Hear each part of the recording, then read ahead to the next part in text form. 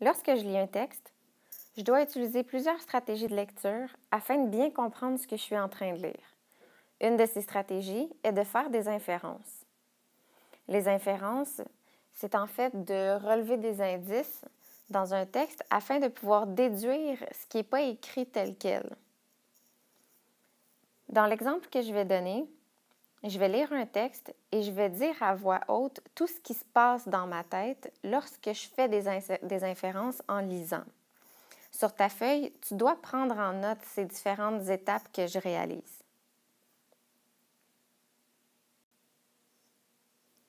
La relâche. Elle voulait que je prenne un bain chaud tous les soirs. Premièrement, elle, je ne sais pas c'est qui. Étant donné qu'on demande à quelqu'un de prendre un bain, souvent ça va être la mère qui va demander à son enfant de prendre le bain. Donc, le « elle » pourrait être la mère et le « je » pourrait être l'enfant. Mais je ne suis pas certaine, donc je vais continuer de lire. J'avais acquiescé sans parvenir à chasser de mon esprit ma liste de choses à faire. Bon, ma liste de choses à faire, ça fait en sorte que je ne suis pas certaine que le « je » est un enfant. Un enfant n'a pas tant de choses comme ça qu'il doit réaliser dans une journée. 2 brassées de lavage, que c'est clairement pas un enfant. Une pâle à l'eau tiède avec les vêtements des enfants. Ah, avec les vêtements des enfants.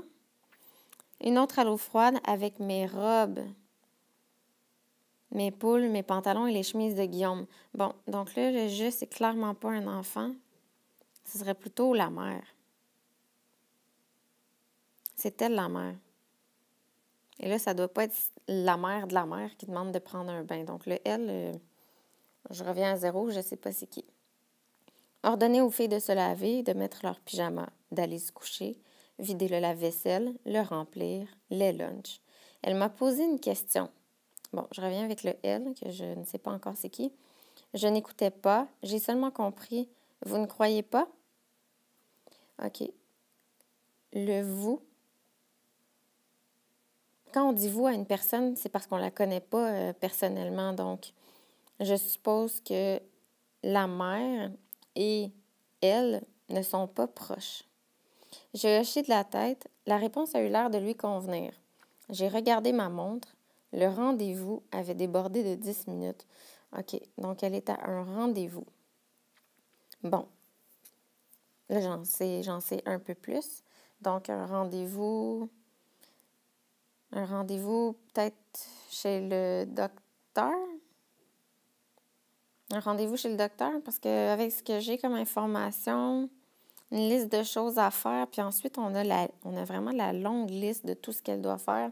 La mère semble peut-être un peu débordée par cette liste-là. Et puis, le fait qu'elle demande à la personne, à la mère, de prendre un bain chaud tous les soirs, c'est pas nécessairement un docteur général là, qui va demander ça. Donc, peut-être, elle va chez le docteur, peut-être parce qu'elle est anxieuse, elle est stressée. On sent ce stress-là dans le texte avec l'énumération de tout ce qui doit être fait. Donc, pour quelle raison? Pour de l'anxiété? Mais ça, je ne suis pas certaine. Ça voudrait dire que le « elle », c'est un docteur, mais peut-être plus une psychologue ou quelque chose comme ça. Il va falloir continuer de lire pour le savoir.